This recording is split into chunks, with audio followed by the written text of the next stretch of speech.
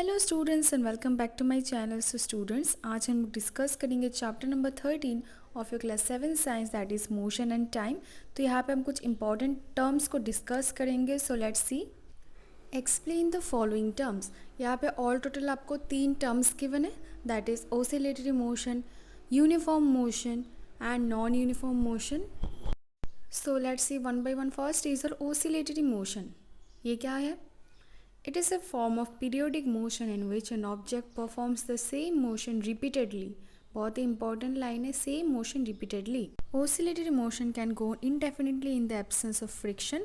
Oscillatory motion is also known as periodic motion, and in this type of motion, the object moves between two extreme ends and the center of this extreme position is called mean position. Example, simple pendulum. जैसे देखो आपका first line क्या लिखा हुआ है, oscillatory motion is a form of periodic motion in which an object performs the same motion repeatedly. ये बहुत ही important line है। जो ऑसिलेटरी मोशन है वो क्या है?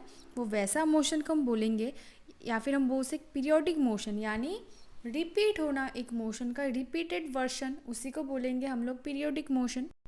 The two and fro motion of A pendulum is an example of your oscillatory motion. तो हमने क्या क्या सीखा? देखो, ऑसिलेटरी मोशन को हम लोग पीरियोडिक मोशन भी बोलते हैं। Okay, this is the first point. Second point में क्या होता है? देखो, इस टाइप ऑफ मोशन पे क्या होता है, जो ऑब्जेक्ट है, एग्जाम्पल लाइक पेंडुलम, हम पेंडुलम का एग्जाम्पल ले रहे हैं, तो object moves between two extreme and, इसका दो एक्सट्रीम एंड होता है। जैसे सपोज यहाँ से वो जहाँ तक जा रहा है वो उसका एक एक्सट्रीम एंड हुआ, सपोज लेफ्ट साइड में जितना तक गया वो उसका एक्सट्रीम एंड, फिर राइट साइड में जितना गया वो उसका एक्सट्रीम एंड, यानी दो एक्सट्रीम एंड होता है। And the centre of this extreme position is called mean position. जो सेंटर पोजीशन है उसको बोला जाता है mean position.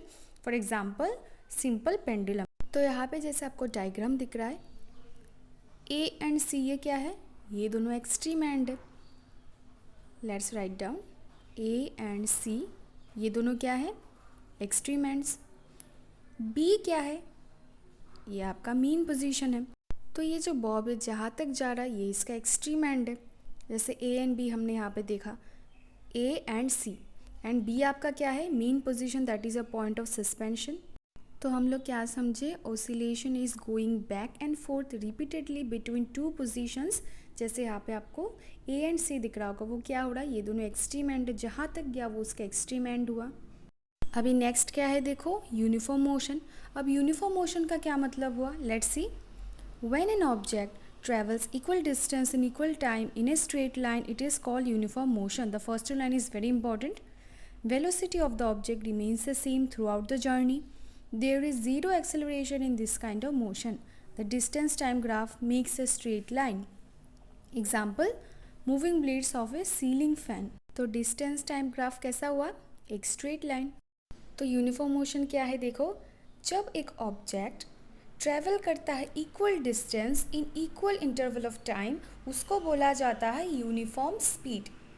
Let's repeat, this type of motion is defined as the motion of an object in which the object travels in a straight line and its velocity remains constant along that line as it covers equal distance in equal interval of time. इसको बोला जाता है uniform motion. यहाँ पे जो आपका velocity है क्या है? इट रिमेन्स द सेम, क्योंकि क्या है, आपने इक्वल डिस्टेंस कवर किया इन इक्वल इंटरवल ऑफ टाइम। तो यहाँ पे जो डिस्टेंस टाइम ग्राफ वो कैसा बनेगा? It makes a straight line. For example, आपको यहाँ पे दिया हुआ है moving blades of A ceiling fan. और एक और चीज़ आपको याद रखना है, देखो वेलोसिटी तो रिमेन होगा सेम, बट यहाँ पे जो एक्सेलरेशन वो क्या होगा? ज़ीरो होगा। बिकॉज एक्सेलरेशन कब ज़ीरो होता है? जब आपका वेलोसिटी यूनिफॉर्म होता है। यह बहुत ही इंपॉर्टेंट कॉन्सेप्ट है, आपको जानना चाहिए। बिकॉज एक्सेलरेशन हमने क्या पढ़ा? Acceleration is the rate of change of velocity. So if there is no change in velocity, तब क्या होगा? द वेलोसिटी तो यूनिफॉर्म रहा, then the acceleration is zero. तो यूनिफॉर्म मोशन क्या हुआ? जब एक ऑब्जेक्ट ट्रैवल करता है fix distance same time gap में, उसको बोला जाता है यूनिफॉर्म मोशन। अब ये हम लोग डायग्राम के थ्रू में समझते हैं। तो यहाँ पे जैसे आपको दिख रहा होगा, सीलिंग फैन का जो ब्लेड है उसको मूवमेंट को हम बोलते हैं यूनिफॉर्म सर्कुलर मोशन। तो यहाँ पे जैसे आपको डायग्राम दिख रहा हो, ये क्या है? फैन का सेंटर पार्ट है, दैट इज़ फिक्स्ड एक्सिस है ये। एंड जो फैन का ब्लेड है वो क्या दिखा रहा है? It shows uniform motion. So let's write uniform. तो ये तो हुआ एक एग्ज़ाम्पल। हम और भी एग्ज़ाम्पल ले सकते हैं। सपोज़ एक कार का एग्ज़ाम्पल लेते हैं। एक कार क्या कर रहा है, ट्रैवल कर रहा है 20 किलोमीटर पर आवर। तो इससे आप लोग क्या समझें, पर आवर वो 20 किलोमीटर डिस्टेंस कवर कर रहा है। दैट इज़ हर एक आवर पे, 1 घंटा पे वो 20 किलोमीटर जा रहा है। तो ये क्या है, एक यूनिफॉर्म स्पीड है कार का। अगर आपको और भी कुछ एग्जाम्पल्स पता है यूनिफॉर्म मोशन का, then comment below. Now next अभी थर्ड देखते हैं। यूनिफॉर्म मोशन का ठीक ऑपोजिट है आपका नॉन यूनिफॉर्म मोशन। तो नॉन यूनिफॉर्म मोशन क्या है, देखो।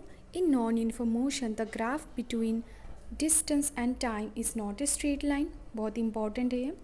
That is the object is not travelling equal distance in equal interval of time. Velocity throughout the journey is not constant. Example, motion of A car on traffic jam road. That is car का जो movement हो रहा है उसका क्या है, distance equal नहीं है। इसको क्या बोला गया है, नॉन यूनिफॉर्म मोशन। जैसे यहाँ पे आपको दिख रहा होगा, पहला वो गया 1 मीटर, नेक्स्ट वो चला गया डायरेक्ट 10 मीटर, फिर 10 मीटर से वो अचानक चला गया 25 मीटर। तो यहाँ पे ये क्या हुआ, it shows non uniform motion. That is the object is not travelling equal distance in equal interval of time. तो हमने क्या देखा था, यूनिफॉर्म मोशन पे क्या होता है, जो डिस्टेंस टाइम ग्राफ हम लोग जब बनाते हैं इस पे क्या दिखाता है, it shows A straight line. पर नॉन यूनिफॉर्म में क्या है, ये तो इक्वल डिस्टेंस कवर नहीं किया इन इक्वल इंटरवल ऑफ टाइम, तो इसका क्या होगा, स्ट्रेट लाइन नहीं बनेगा। सो आई होप इट्स क्लियर।